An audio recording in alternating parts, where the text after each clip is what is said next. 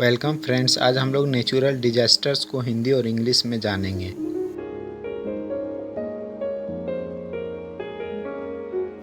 भूकंप, earthquake,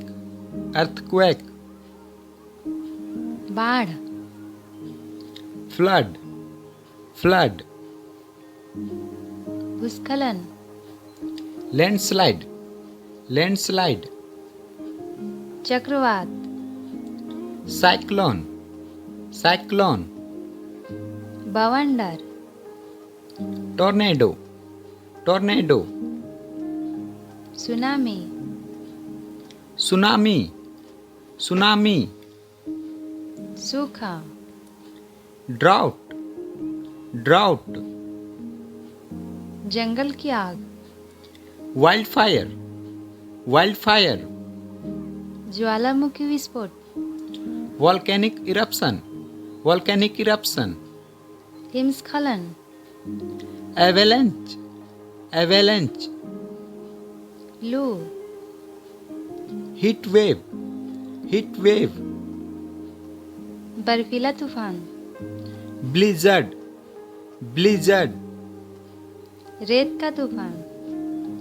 sandstorm, sandstorm, धूल भरी आंधी, डस्ट स्टॉर्म,